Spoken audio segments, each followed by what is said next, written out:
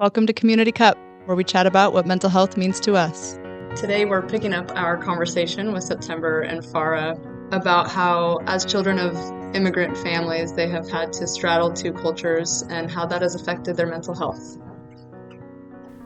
I just think of even just my childhood and fitting in was such an important part of my experience, and just from as early as I can remember in school, at least, understanding what it means to fit in and what it means to not fit in. And that, I'm wondering, I guess, for you both, did you ever have a time where you didn't feel like you fit into either culture? The culture of your home, inside your home and your family, and outside of the home, whether that was school or work or whatever that looked like. Actually, I have noticed this feeling the second time I went to visit my country. Because I was so into this culture, I started to get accustomed to everything, and I think I had a job, but sometimes I would feel like I just don't belong here. And I was like, I don't belong here because sometimes I get treated differently at my job, and sometimes I get treated differently at school. I don't have a lot of friends, and so I felt like maybe this trip is gonna be the best thing in my life. I'm gonna go somewhere where I belong to, and I'm not gonna feel so different. Then I went to my country, and I felt the exact same way I felt here, because I'm not exactly the same as they are. And if we I obviously didn't go to school there, but we would go out, and we would in Iraq, we don't say please and thank you so many times, and people don't always have to be in line for everything. And if I was in line, I would be so waiting for hours, and I might never get a turn. And it bothered me so much that people were skipping me like I didn't exist. And I felt like I don't want to live like that too. But I loved how people were so generous, people were so welcoming. So pros and cons in every spot in this world. And that's what I value so much at the same time. But growing up here makes me feel like this is home, regardless if I'm welcomed or not by a lot of people. As long as I am contributing to the environment and community, I don't care if some people are not gonna welcome me, because I feel like I'm contributing more than they are to their community. And that's what matters at some point, if you're doing good or bad in the community that you're in. And I'm not doing great things, but I'm at least contributing little things, and I'm happy and proud about it, and hopefully in the future I can do more, and I think that's enough for me. I got to a point where I'm I can't live by up to what people think of me or how they treat me, because they don't know me, and I shouldn't just give them more than what they deserve of my time and thought. So I think the only time where I felt very I didn't fit in was middle and high school, just because my parents were working as minimum wage jobs, and the best clothes that they can get from me was probably something from Walmart or Walmart. And a lot of the girls in my class, especially in middle school, they were wearing the mall clothes and stuff, and their jeans were always, they fit them so well, and I'm how do I get a nice pair for my short legs? I want jeans that fit my short legs too, and they look so flattering on them, and I just wish my parents could buy me something nicer. But I have never been back home yet, so I don't, obviously if I go back, the refugee camps, they're very different. I probably not my mom didn't even last a week in there. So if I were to go, I probably wouldn't last either. But yeah, I'm very much, I don't give a flying person. So like if I didn't fit in at school, like I come back home to my mom, my parents, like I'm like, you know, this is my home, this is where I fit in. I'm good. Like, and I go to church, and like that's my friends, that's my crew. I got my friends here. Like it's like, okay, I don't fit in school, so what? I have my friends back at home. We go to the park, we play, and like I'm like, if I don't fit in there, it's fine. Like a lot of the stuff that they were doing and saying was like almost like, it's like, I'm like, okay, yeah, I'm missing out on smoking weed, I'm good. You know, it's just like, yeah. That's so interesting that you bring up clothes, because I definitely came from like a big family, got lots of hand-me-downs from my sister, and even though like they were nice clothes, I mean, like, they weren't terrible clothes, it still felt like, oh, I'm missing out on something. It's like such a universal thing to like be concerned with your clothes and whether or not you're fitting in. That's very interesting. Emily, did you experience that at all? Oh my gosh. I'm having like childhood sweaty feelings. memories come up right now. Yeah. Lots of feelings. I'm the youngest of four and lived in hand-me-down. Still do, to be honest. But Same. I kind of love it now, but didn't then, that's for sure. Yeah, like buying clothes now is Stressful. Yeah. It's like, where's my big bag of hand-me-downs? Yes. Like, Yeah. I don't even really know what my size is, because it's whatever. it's not real. Yeah, first day of school is always very, very stressful. It sounds like both of you like had a really warm, solid, loving kind of sanctuary of a home and a culture to go back to, or to like, you know, get kind of rejuvenated and fulfilled back to after a hard day at school or a hard day around peers. I would imagine that played a big role in being able to kind of deal with all these particular struggles of childhood. I'm not gonna lie, that's not always the case. Sometimes, like I did wish that my family did dinner style so that they could ask us how my day was, or like just talk in general, like so that like the whole family can have conversation. Growing up, my family didn't really do that, and I would see it on TV, and like I would love the idea of just like family sitting down together to have dinner. And my family didn't really do that because my dad work schedule was just different, and my grandparents at the time was living with us. They were paralyzed because due to a stroke, so they were in like horrible conditions. So my mom was taking care of them the whole like my whole childhood. So like our memory, my childhood was not always like family this, family that, but it's still like, it's still good enough. It's still good, and like I'm still very grateful. But there was time where I was like, damn, I just wish I was American. Like, give me that turkey, give me that Thanksgiving dinner meal or something like that, you know? Yeah. Yeah. Is it, I mean, you mentioned like, you know, seeing on TV, having families just having like a playback of the day. Like, how was your day? How did it go? Those kind of conversations.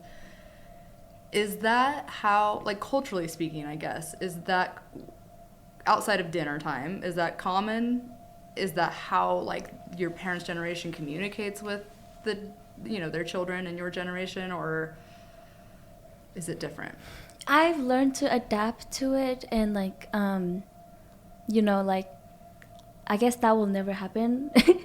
My parents asking me how my day was, but you know, I've grown, and I'm like, that's just not gonna happen. But those are like some things that I want to learn and take.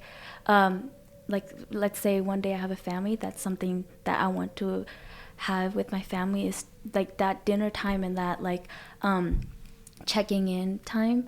But yeah, it's just like my tradition and like my culture.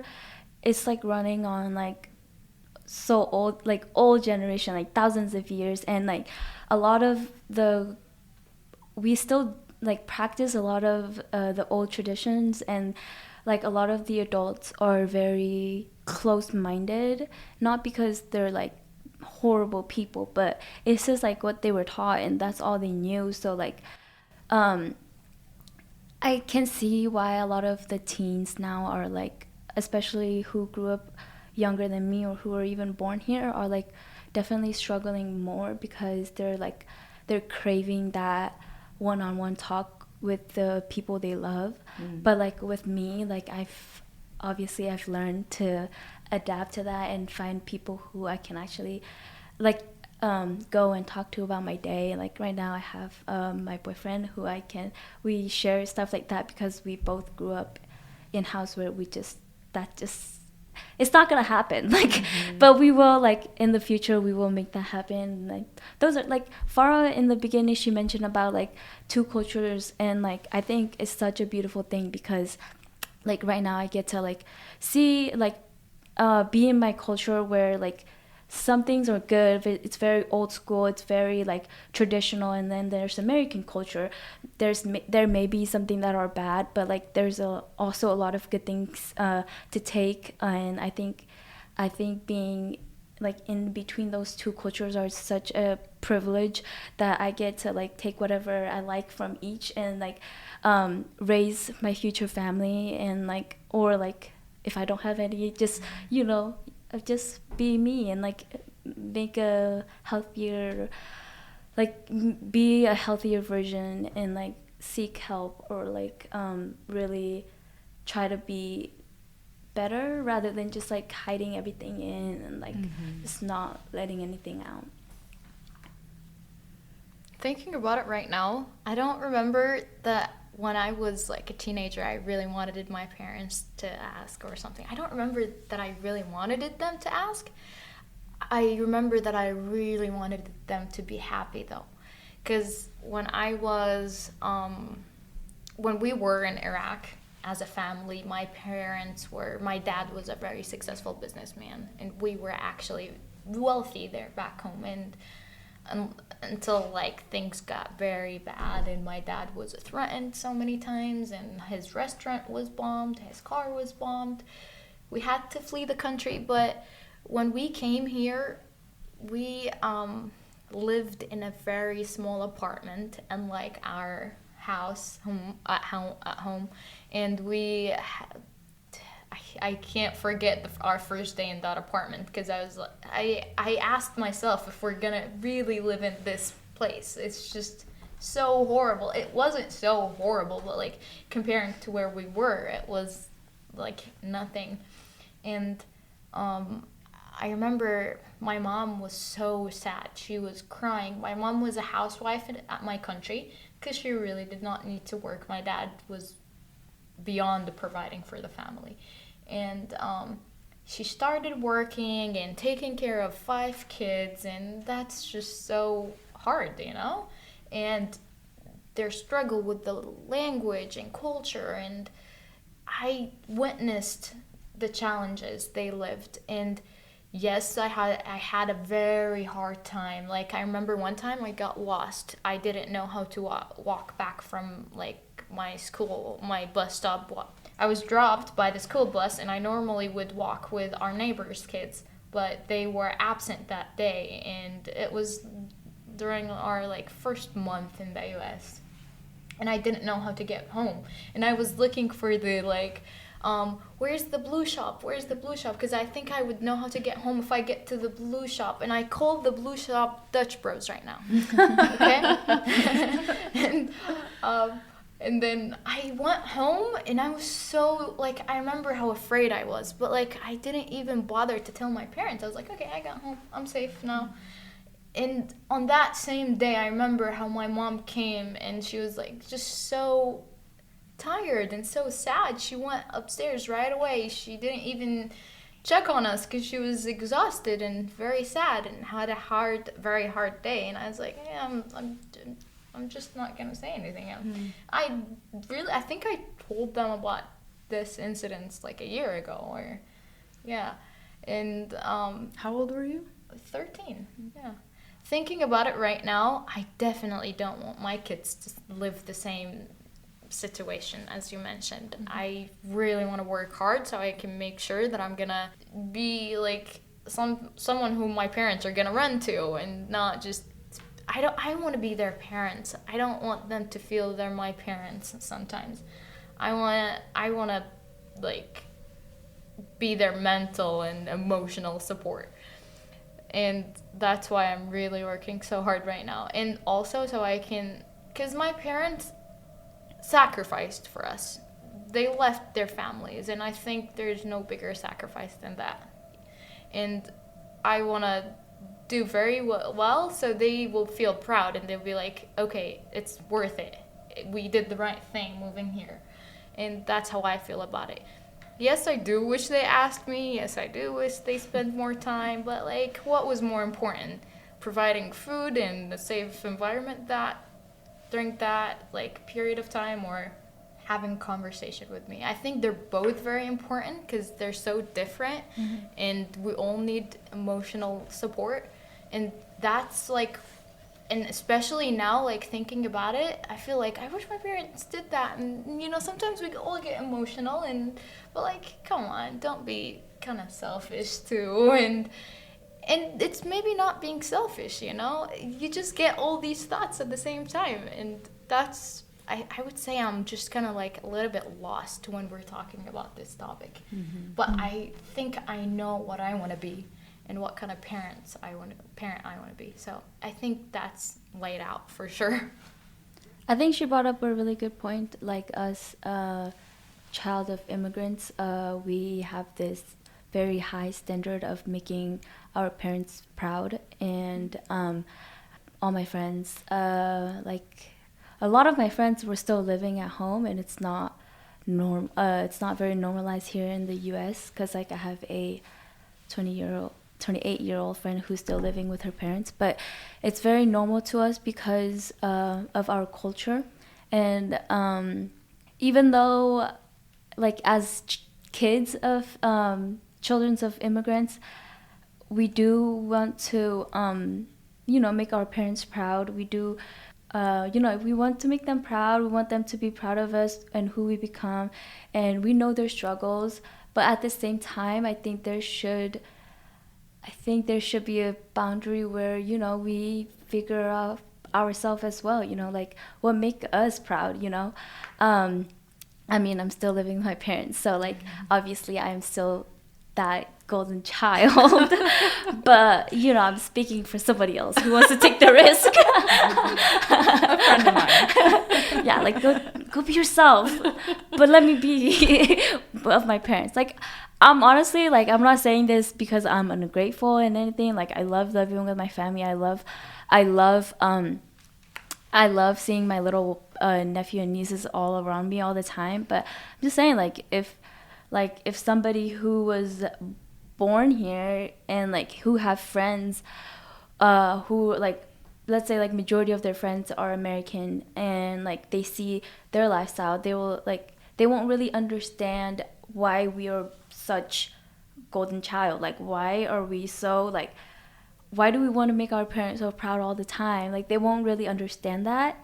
And I think it will be like, I think mentally it will like impact them a lot, because like what I just said, like they just won't like me. I'm fine. Like, even though like I'm living with them, I'm good. Like, mentally I'm good. But like other people who are like young, like people who are younger than me, it might not be good on their mental health, like especially if they're like in the environment that they grew up in all the time, and they didn't really have that, like they couldn't really go anywhere else for school, or like for just to like really like figure out themselves. I think it will be really hard on their mental health.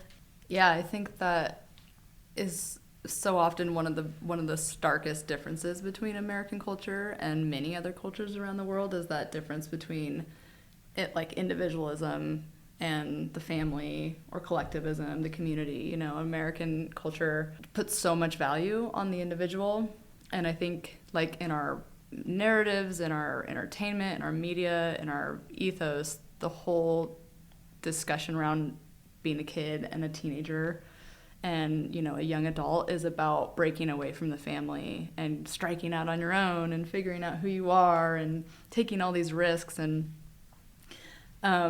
like you said, like September, that's the opposite, right, of putting the family first and, you know, staying close to the family, staying within that dynamic, staying within that culture. And so if somebody is trying to figure out who they are, but also maybe hearing that doing that is not putting the family first and is, you know, a selfish thing to do, that could just weigh really heavy, I would think, on somebody. I mean, I still live with my family. Yeah. We want to move out soon, but in my situation, I feel like my family is the like part that wants to keep me with them. Like they want to keep me with them more than I want to stay with them. Part of it because I know I'm not going to be so far, and I know that I will still check on them, read their emails, respond to it, and do their mail. That's fine. I mean, I can help. It's not that I do all of it, but like I do a good percentage of it. And I will definitely keep doing that. But like I feel like if I leave, I will start my own life, and I think I need to do that. But my parents, I don't think they will be so happy that I'm leaving. They're not going to keep me from leaving for sure. But I think our families just love hearing our voices in the house, love seeing our stuff in the house, love spending time with us, because we are all what they have. They don't have as many friends as they do back home. They don't have family. We are all they have. And I'm not gonna be like, and same for us too. Like, I don't have all of my family here. I don't have my cousins here. I barely have anybody. So they are my my only family, not just my immediate family. And they're my friends too. Like, my mom always says that you are my best friend. So it's just it's more than one relationship in a single person. It's more than, I don't know how to say that, but like you feel like you have more than one relationship with the same person. Like my mom is my mom, my friend, and sometimes my kid, because she cries more than how much I cry when she's talking to me. So, and it just doesn't make so much sense for our situation. I totally get that the American culture isn't that way, but like there are so many other factors that we have to keep and they have to keep in considerations when they're thinking about us. And as they already know that we are different, there are so many things that they need to know and acknowledge that are actually different, and we live it in a different way, we experience it in a different way, and it's okay. I just don't get what's wrong about like being a family person. It's just, actually, it's the best thing, because as you grow older, you're gonna recognize that this is probably the best thing you've ever done. Because I've seen older people, and I've seen what they've went through, and like I think a lot of them, if they can go back in time, they will choose to like spend more time with their kids, especially when they were young. So yeah, you mentioned a couple times, I think, about the kind of caretaking role reversal. Yeah. You know, like having to act as a parent sometimes, or having to you know, maybe act as an interpreter. I'm not sure how is do both of your parents speak English or English proficiently, or didn't always? I think both of my parents speak the language very well, but I would say sometimes they would need help writing or not speaking, but yeah. Yeah. And that's such a unique experience that, you know, only children of immigrants have gone through, is having to kind of live beyond your years. You mentioned when you were 13, you were so, what I was struck about that, listening to your story, is just you were so emotionally attuned to your mom. She didn't necessarily say anything to you. She went upstairs right away, but you knew how she felt. Yeah. You know, you were aware of that. You were observing all of that and taking all of that in, which is, you know, pretty, I would think, beyond the normal experience and capabilities of a 13-year-old. Did you, I mean, both of you, if you don't mind sharing, did you experience that kind of added pressure of having to take care of your parents in certain ways? Whether that was navigating like the medical system or other U.S. systems, or just acting as interpreter, or, you know, being their best friend, being their emotional support. It's more like a pleasure than it is a pressure. But sometimes it can be very just time consuming, and with the fact that like I am doing school and I work and I come home tired too and very exhausted, angry sometimes, because like these are all just normal things that we feel and there's nothing wrong about it, but like we can't control it at some point.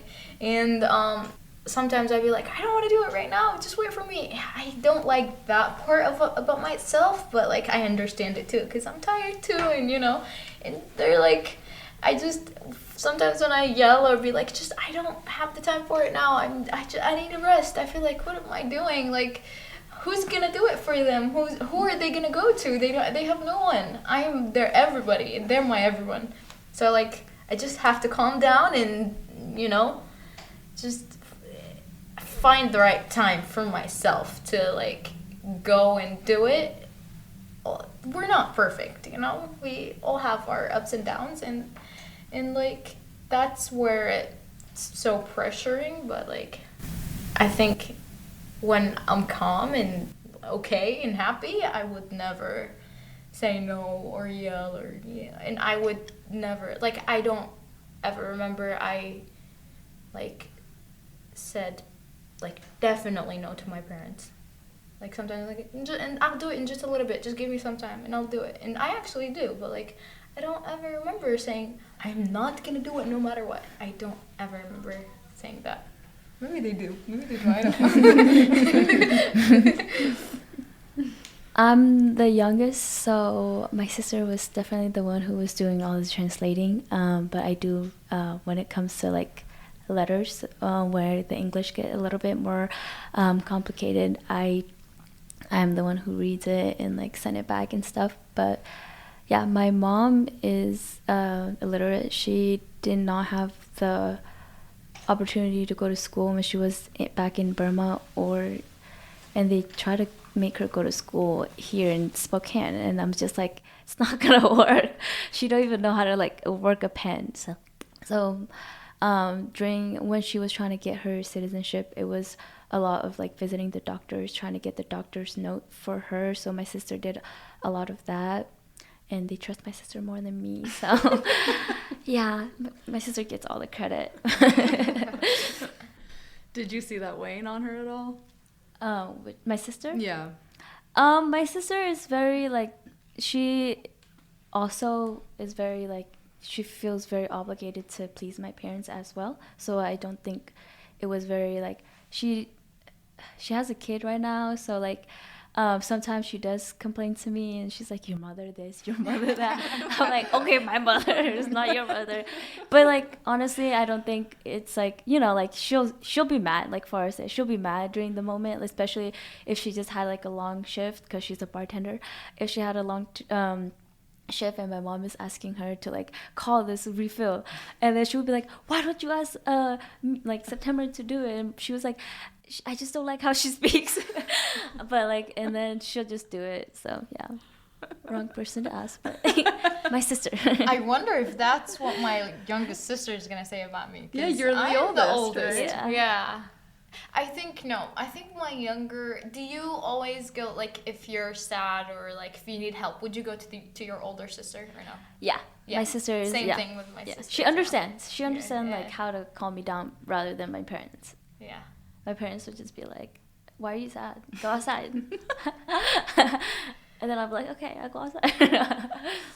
But yeah, my sister. Yeah. See, when it comes to the twins, my youngest brother and sister, they always come to me for help, for maybe just like extra little money to get something, and for questions about religion and culture. I feel like I taught them so much. Sometimes my mouth dries because of how much like I give them advices and don't do this, don't do that.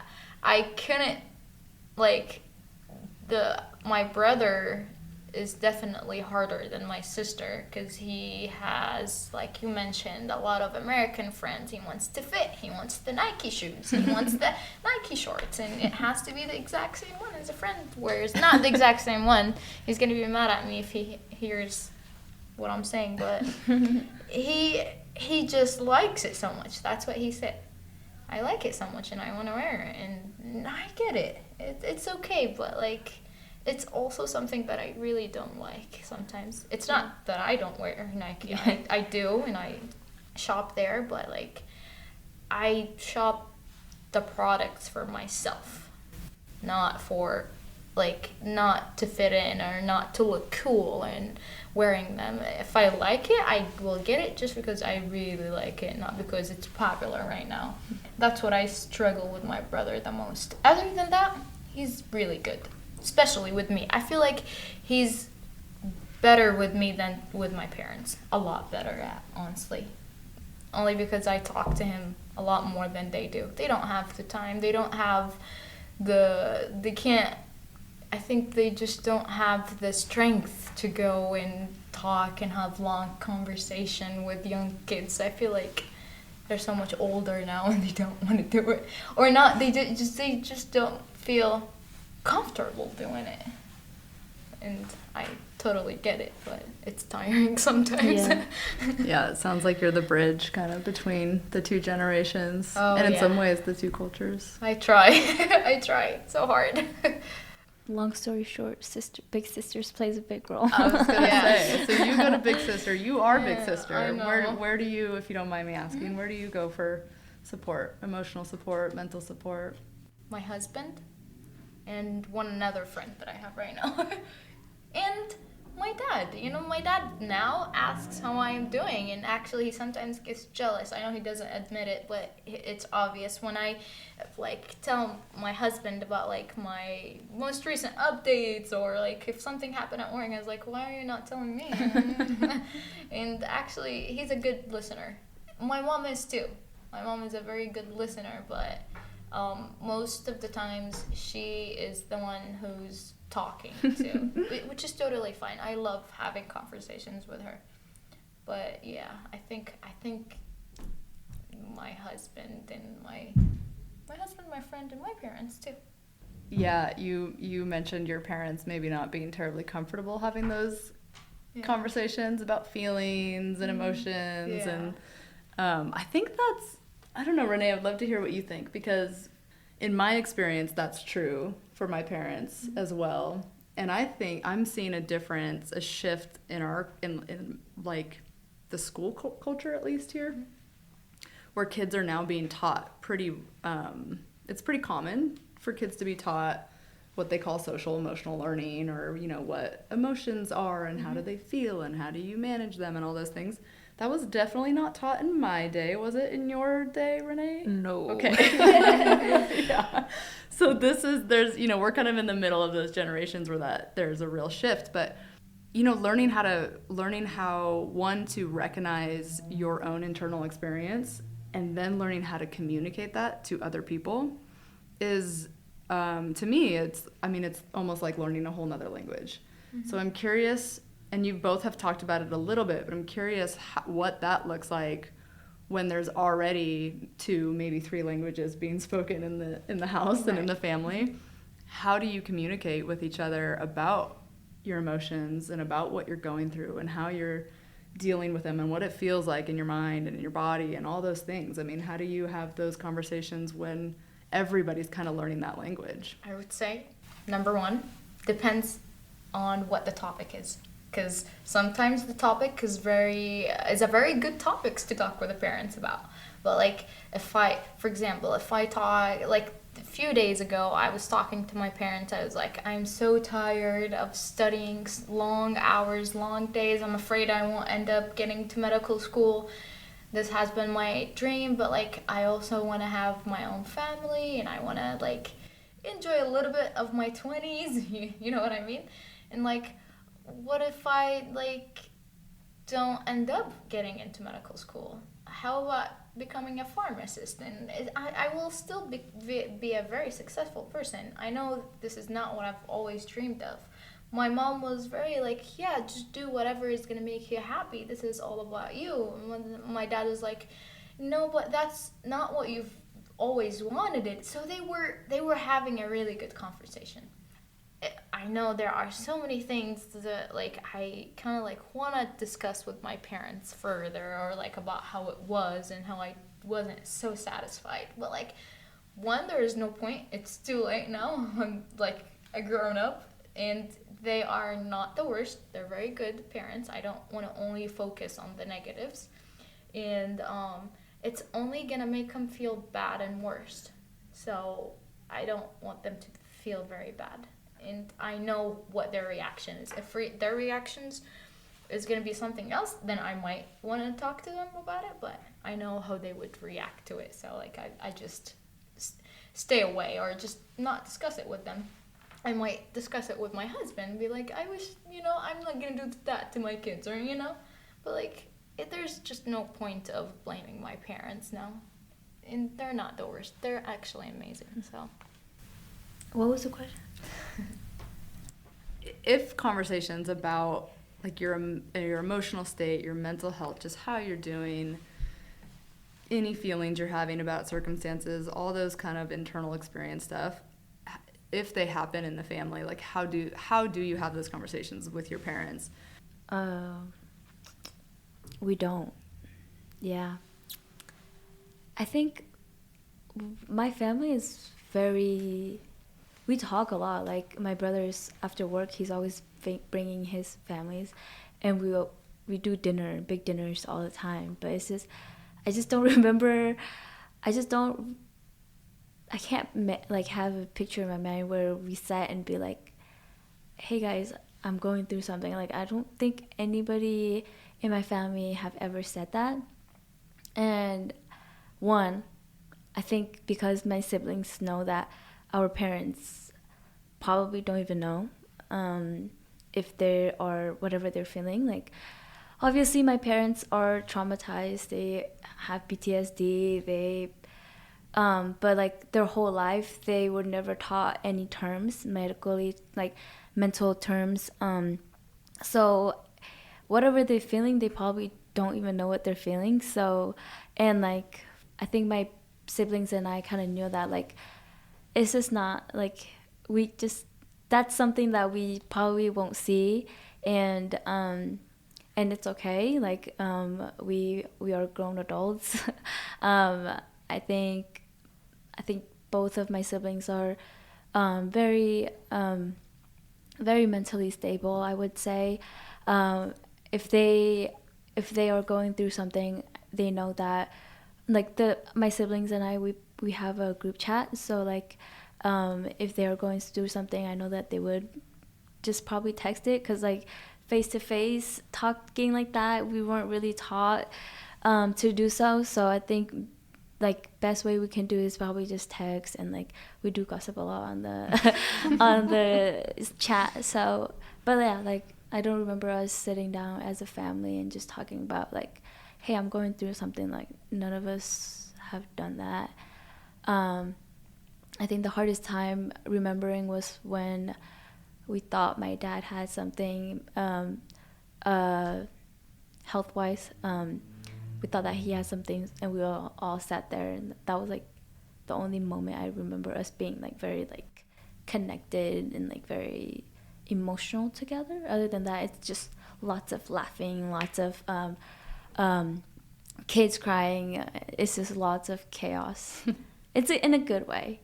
And like I do feel bad for my parents, and I wish that we could do something so that they learn and like they have this opportunity maybe to even like do a podcast, or like even join a group session where they can just like trauma dump everything. I think it would be really like helpful for them. I think something like that would be really helpful for them, and it would really make them I think a lot of my friends and I, like, we want that to happen for our parents, just because we know that we don't know what they have in there. Like, it's just like the stuff that they've been through is just so traumatic, and like living in camps for like almost 20 years, and like fleeing bomb, like living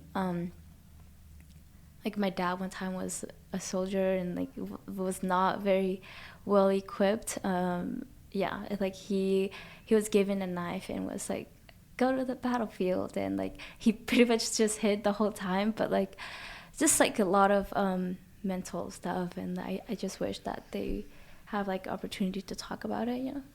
Can I ask you a question? Yeah. Have you ever asked them about like their childhood or how they feel about something? Yeah, and they only talk about the good parts. Oh. Yeah. Okay.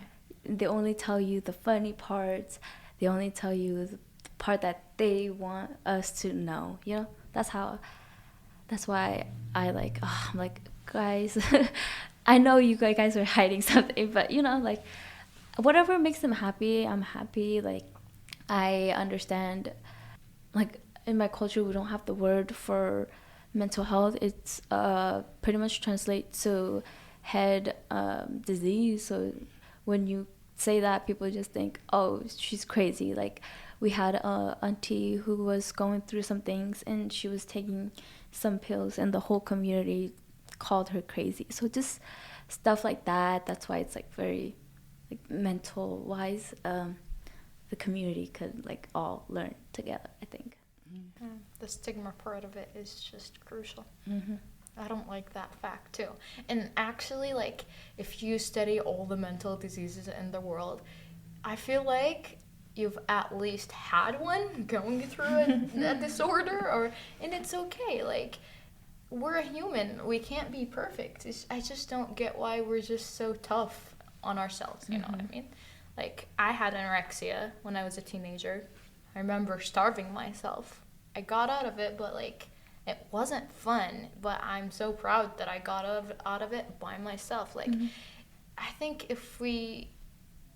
our surroundings, if we have a safe surrounding, it's just so much better for us to like express things like how it is, exactly how it is, instead of just trying to fake it a little bit, make it a little bit more perfect, so it's more pleasant to the listener. But it's just I will never do that, even if they're gonna think that like I'm insane or like what is he talking about. Like, if I've done something and I've worked hard for it, it's okay. I can be proud about it, and you can be too if you've done something really well.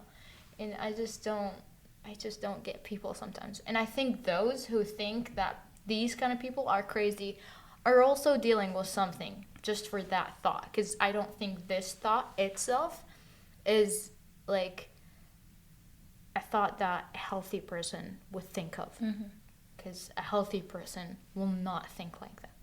So that's why I think everybody has a little thing, something at some point, not always, but like, yeah. Yeah, and that's, I mean, you know, not having even the word for mental health in a language, that's just a great example of how like culture impacts not just how we deal with our mental health and our physical health and everything else, but how we feel it, how it manifests in us, like how we make meaning out of our experiences. And so it must be just, if the word itself comes with disease or just something wrong with you, it must be so impossible to think beyond that, to think of it as just something that we all have to take care of, just as we take care of our bodies. Yeah.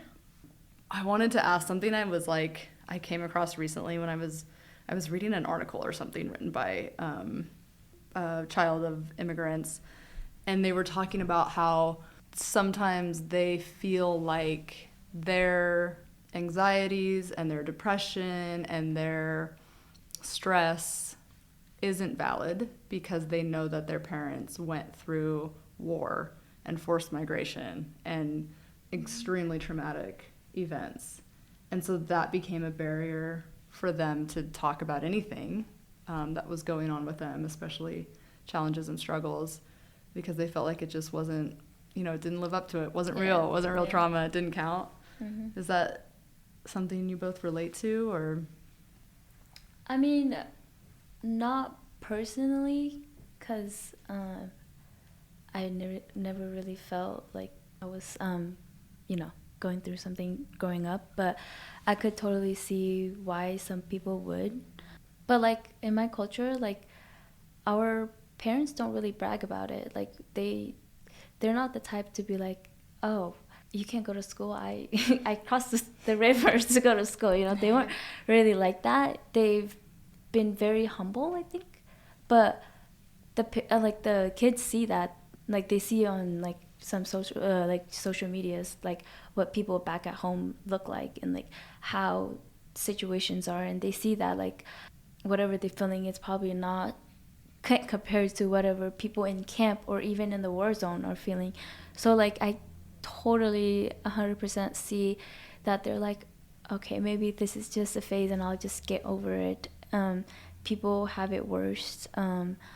Whatever I'm feeling, it will go away, and like I can see it totally like being built up, and like not going to their parents because of what their parents been through, and just like not feeling like whatever they're going through is just worthy enough of bringing it to spotlight. Yeah, I totally agree with you, because our experience is so different than theirs.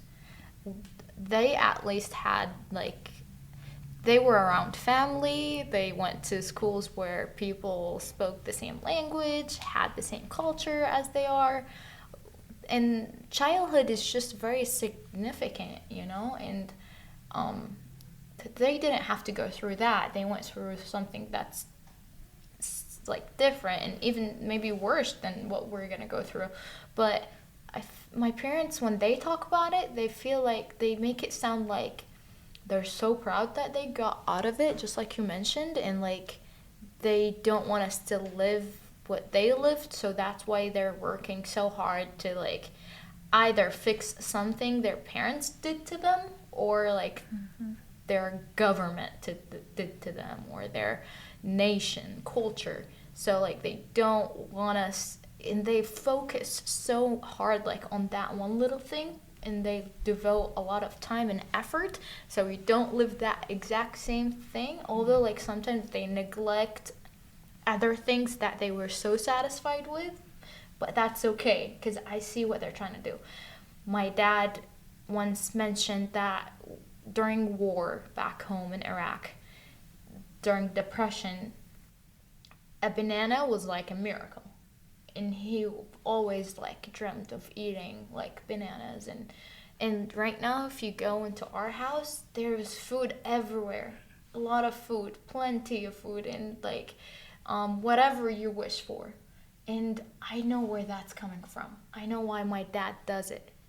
So I understand, and I don't think that puts me down. Actually, I want to be like them, and I see them experiencing stress and anxiety, and I can express it too. And I think it's okay, you know. And I don't think I don't have to do it because my parents did went through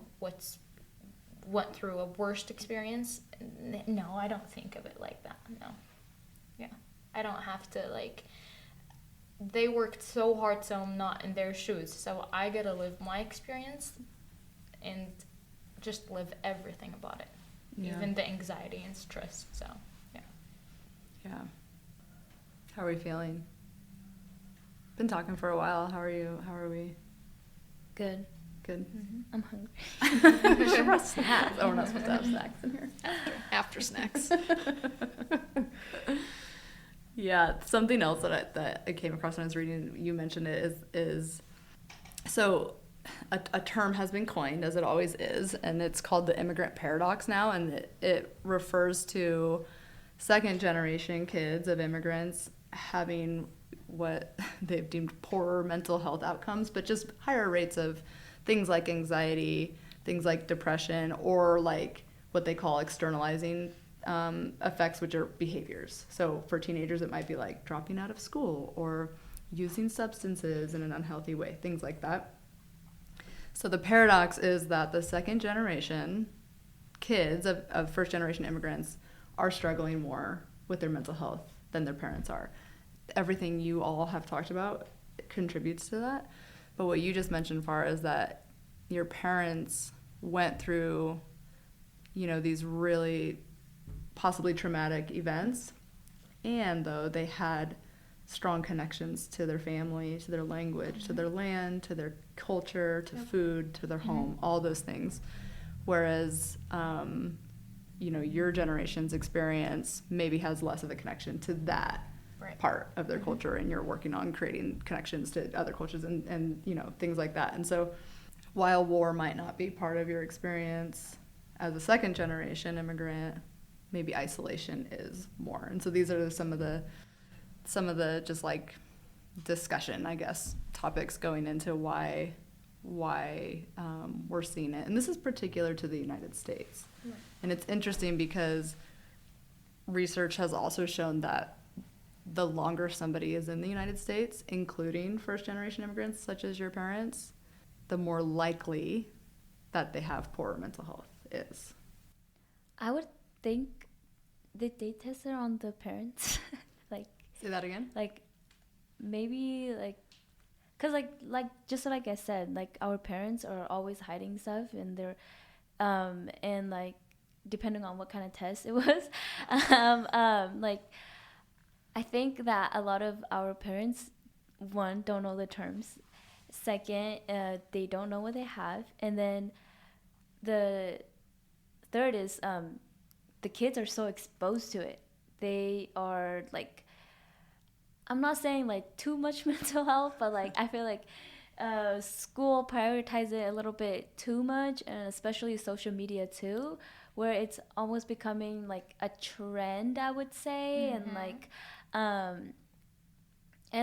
I think screen time can totally increase teenagers, especially girls, anxiety, especially if you're and insecurities, especially if you scroll on Instagram, all you see are nice bodies, and people are on vacation traveling, and you're stuck at home with parents who maybe don't really take you on vacations, can't afford that. I think a lot of the time the kids who are born and raised here can kind of develop a lot of these issues because of social media and what they see and what they hear and what they lack of at home. Yeah, that's a good point. How can you really measure, the mental health of a generation, especially if you're giving a survey to parents who are not going to say I'm not doing well, right? They're just no, I'm good, I'm great. Good, test this one. Exactly. This one needs help. He's not going outside. Do you know what I really dislike about media? Or even that article you're talking about? Generalization. Do not generalize. Not every American family can go on vacations frequently. Not every American family is super healthy. I have seen so many people that are having a hard time. A lot of people are homeless. Don't generalize cases about immigrants too. Mm-hmm. A lot of immigrants are very successful, and a lot of them work very high standards jobs, speak multiple languages, and have businesses in multiple countries. So generalizing is just awful, and I have noticed that media focuses on the weakness of immigrants so much. We are so strong. We can learn languages, we can fit in multiple cultures. We can be nice to people of different cultures and people who participate in different religions, and people who experience multiple mental illnesses. So it's just not fair if we just focus and stigmatize a group so bad.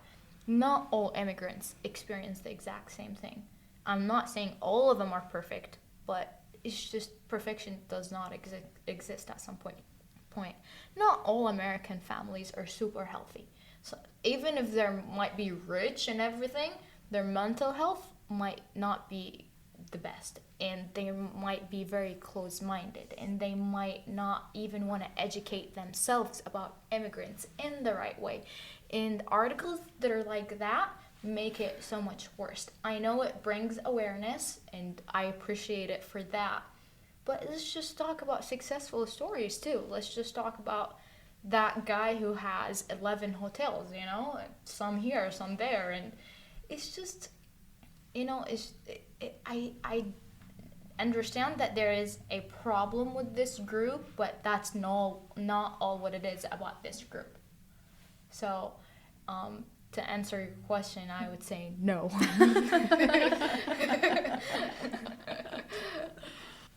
But I still hope that the generations who are feeling more of that find help. And as a refugee, as a youth coordinator, I will try my best to advocate for that.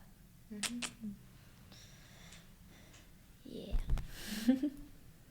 I felt the exact same way when I got scholarships for college. I was like, those people who gave me scholarships are like role models. I'm gonna like work so hard, I'm gonna get a degree, I'm gonna make a lot of money and just do the exact same thing they did. And I feel like actually second generation kids, if they play it well and actually go to school, get a degree, or just maybe start business or like anything that just makes them a little bit better than their parents, then there is progress. And I have seen more progress. Yes, they need a lot of support, and that's why your guys are there. And actually, support from Americans is so much better than support of people that are exactly like them, because they're gonna run to the people that are exactly like them because they know that denial is just less likely. But when we get support from natives, it's just different, because that's when we feel welcomed. And when we feel welcomed, then we feel we're part of the community. And when we feel we're part of the community, we're going to contribute more, like it's our own home, not own community only. So welcome us, and we'll give you the best we can.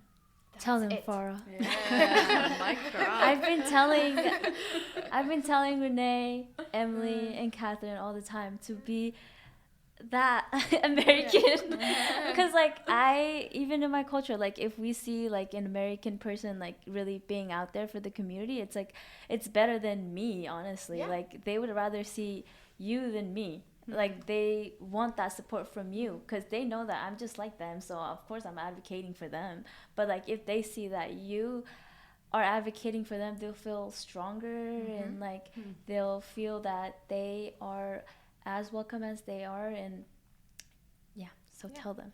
And so please feel all your highness. Like if you're gonna keep telling someone that like you don't belong here, you're not so good at this, you're not so good at that, it's gonna take you so long to learn the language, you have such low expectations about them, and they will actually meet the low expectations, because these are the ideas you implanted in their head. If you're helping someone to become successful, it's only because you're successful and you're helping them to become successful, and you get credits too because they became successful. If you're actually looking for a peaceful place, you shouldn't go and tell people to go home or do this and that, because they won't.